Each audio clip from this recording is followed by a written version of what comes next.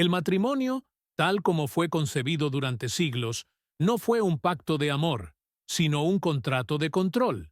Y en este contrato, la mujer no entraba como una compañera, sino como una propiedad emocional y funcional. Freud, al analizar las estructuras del inconsciente, ya advertía cómo las normas sociales reprimen los deseos individuales.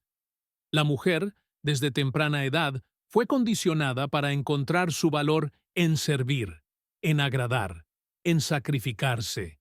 El matrimonio, entonces, se convirtió en el escenario perfecto donde esta programación se manifestaba como destino.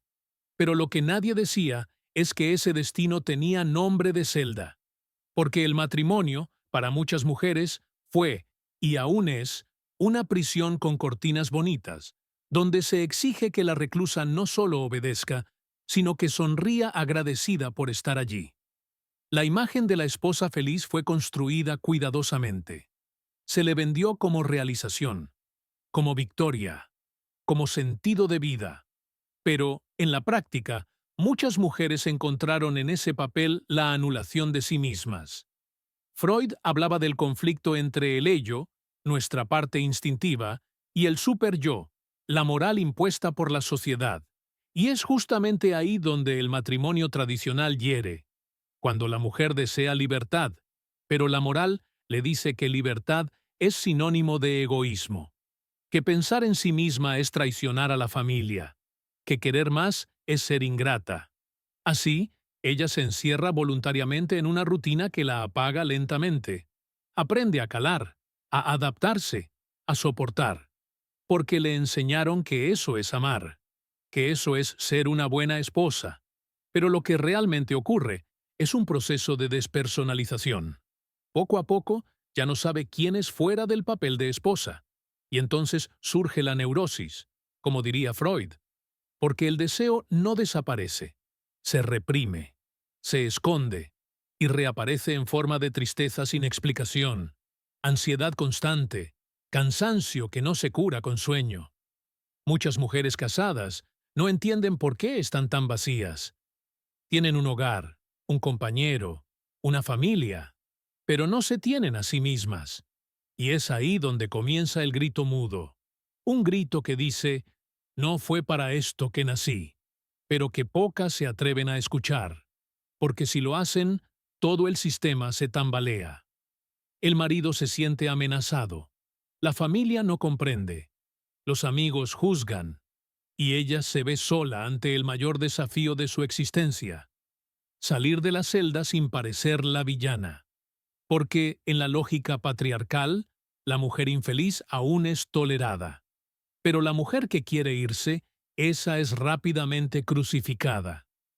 Y es aquí donde la filosofía freudiana vuelve a ser brutalmente actual. Freud entendía que muchas enfermedades emocionales nacían de la represión del deseo auténtico. Y, para la mujer, el matrimonio tradicional fue el principal campo de entrenamiento de esa represión. Quería estudiar, pero se esperaba que cuidara. Quería silencio, pero debía escuchar. Quería placer, pero aprendió a fingir. Cada vez que su deseo fue postergado para priorizar el del otro, nació una herida. Y cada herida formó una cadena invisible. Hasta que un día ya no se reconoce. Su cuerpo sigue ahí. Su voz aún dice, «Te amo», pero su alma ya está gritando socorro desde hace años. Y nadie escucha, porque no se permite que la esposa sufra. No hay espacio para su dolor. Ella tiene que ser fuerte, tiene que sostener, tiene que sonreír, aunque por dentro esté muriendo lentamente. Y lo más cruel es que, cuando finalmente se rompe, no es vista con compasión. Es tratada como ingrata, fría, rebelde. Porque la sociedad no perdona a la mujer que dice basta. Freud afirmaba que el inconsciente no soporta mentiras eternas, y cuando la mujer lleva años fingiendo estar bien, el colapso es inevitable.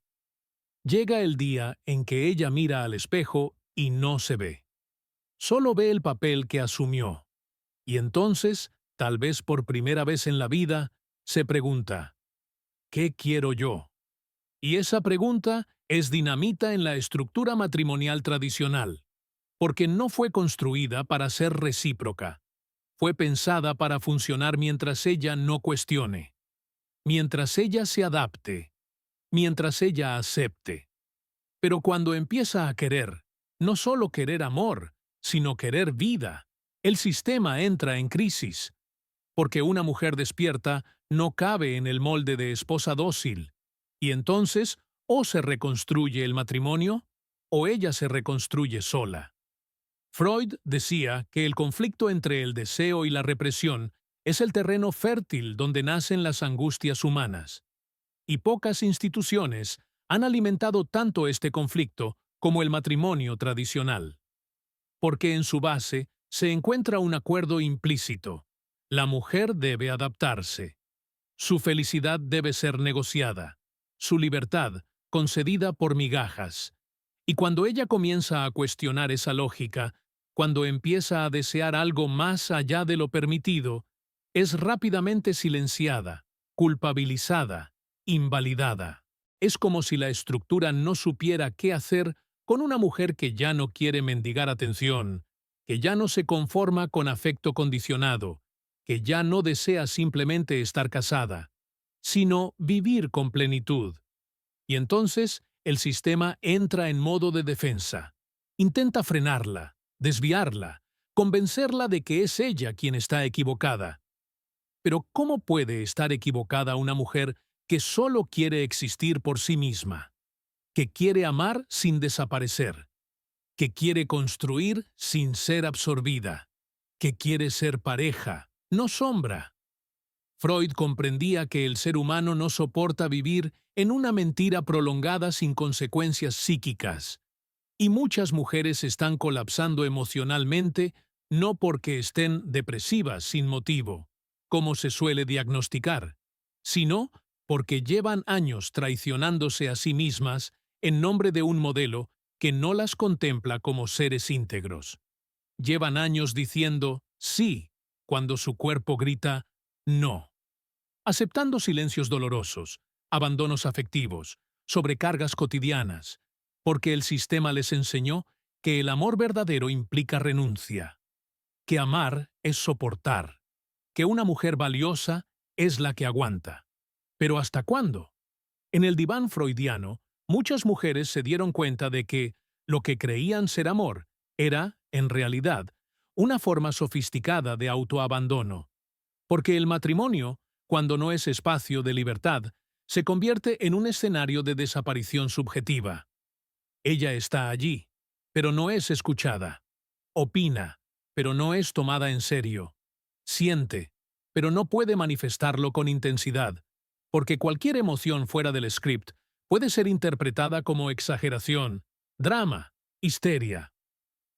Freud fue uno de los primeros en señalar cómo el discurso médico muchas veces patologizó las emociones femeninas simplemente porque no cabían en los límites sociales de lo aceptable. Y eso sigue sucediendo. Mujeres que expresan su cansancio son diagnosticadas. Mujeres que se rebelan, medicadas. Mujeres que se atreven a dejar, criticadas. Y el castigo no es solo simbólico. Muchas pierden sus redes, sus amistades, el respeto de la familia.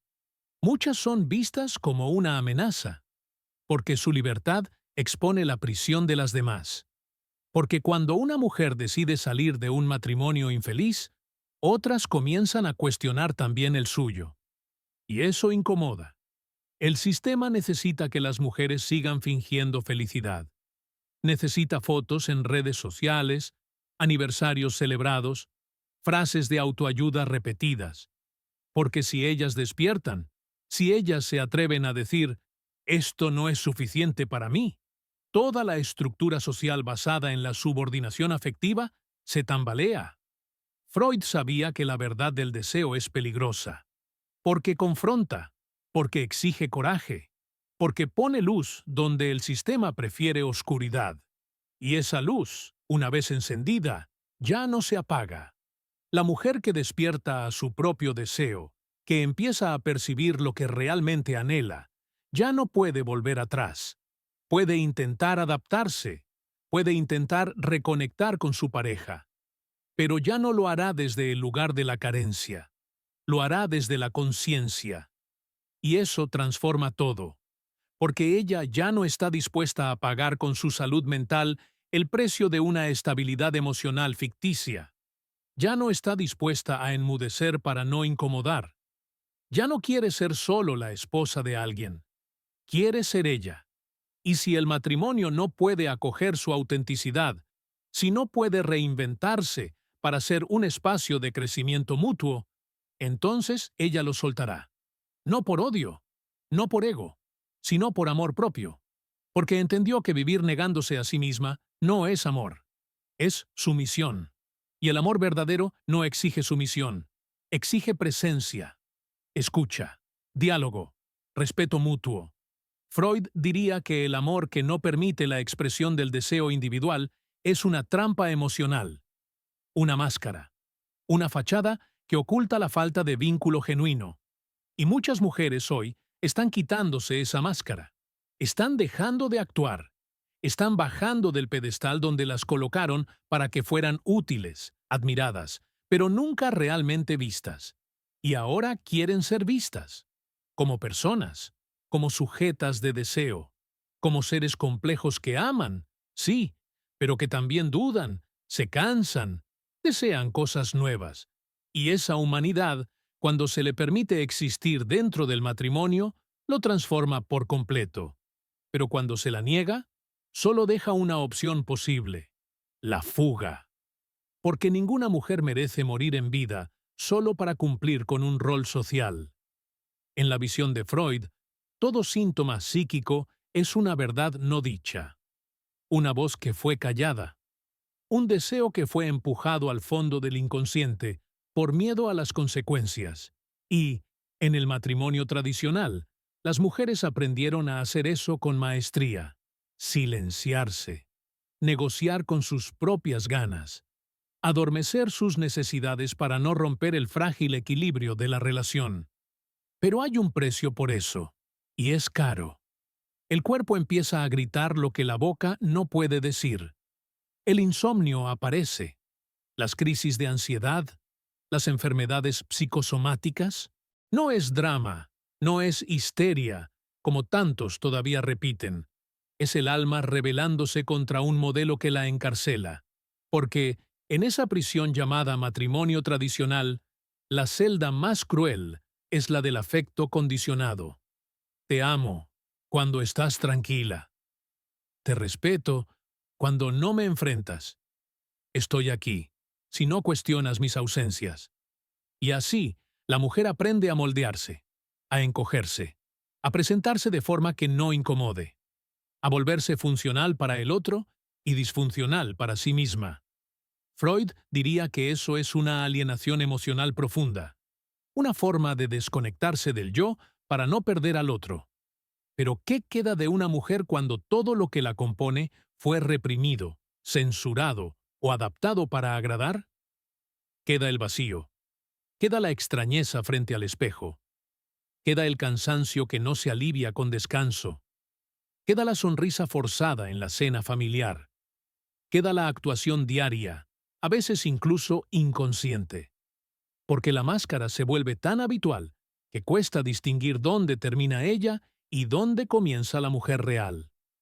Pero una hora, el cuerpo no soporta más. Una hora, la mente pide socorro.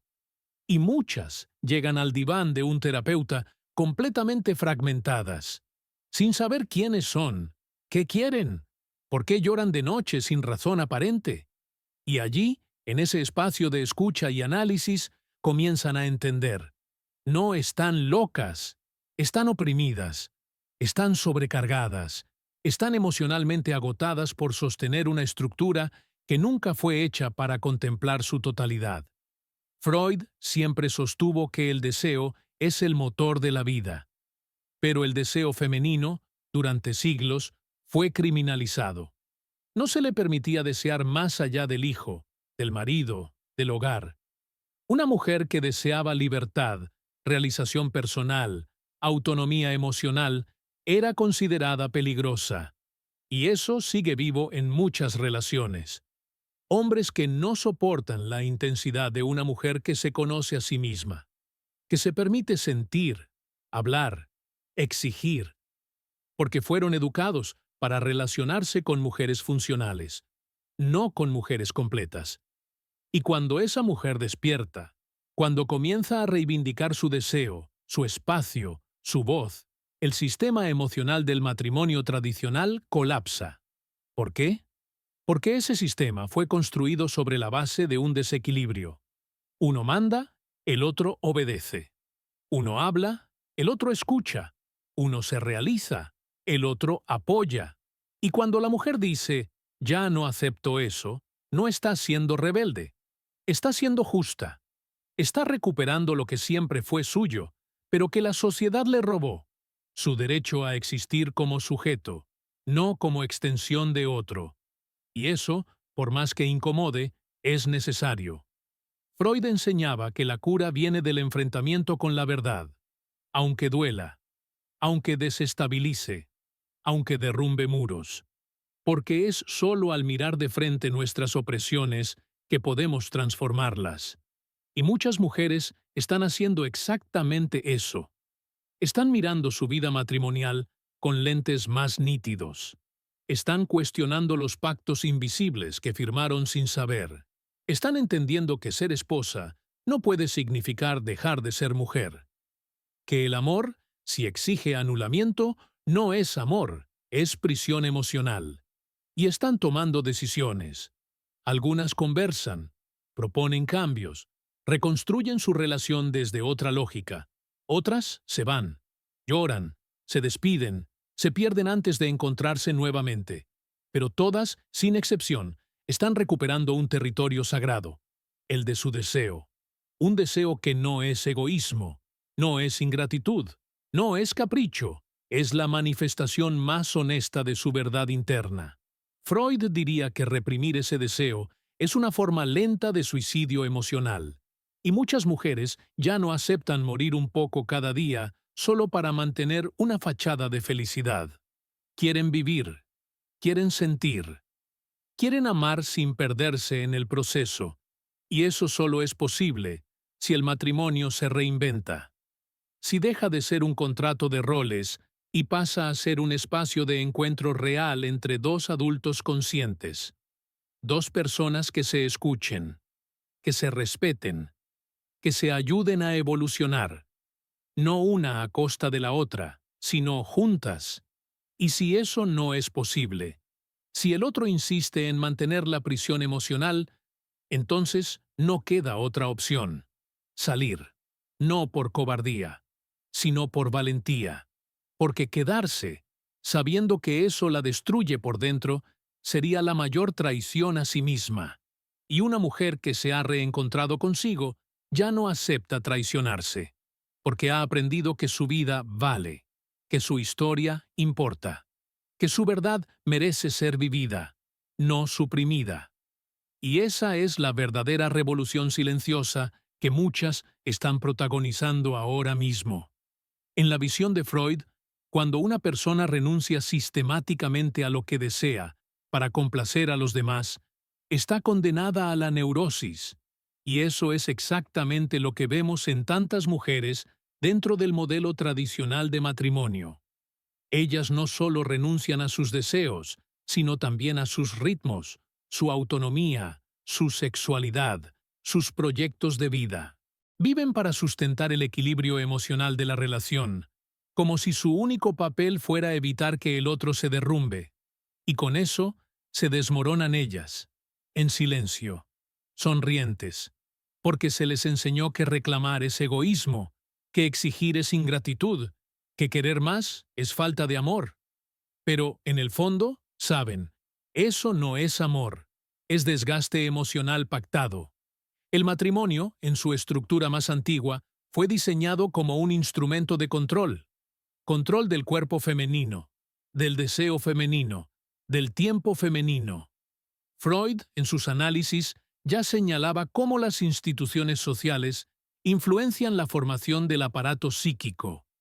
Y cuando la sociedad impone un modelo donde la mujer debe servir, callar y ser siempre dócil, esa información se internaliza.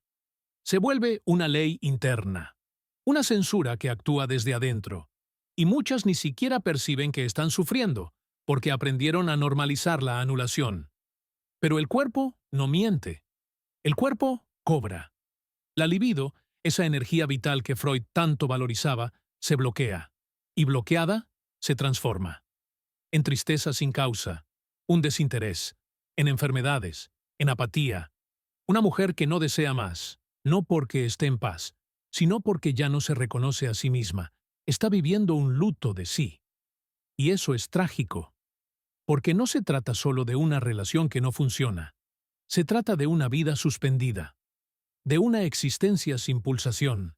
Y eso, en la visión freudiana, es uno de los mayores colapsos del psiquismo, la desconexión con el deseo.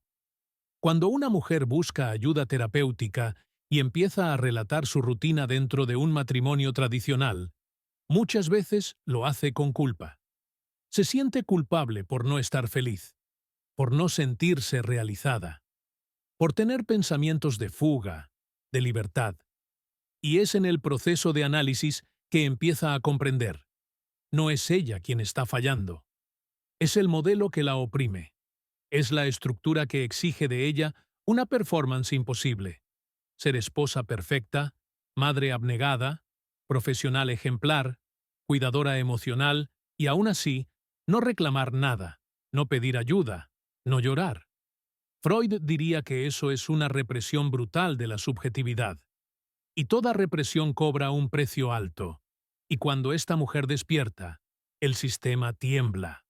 Porque ella deja de aceptar migajas, deja de justificar la ausencia del otro, deja de inventar excusas para la falta de respeto, y empieza a nombrar lo que siente, a decir, esto me duele, esto no es justo, esto ya no me sirve.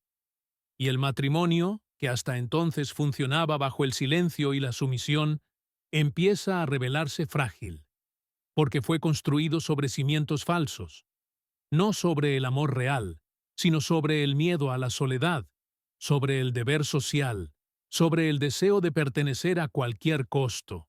Y ese, cualquier costo, se cobró demasiadas mujeres.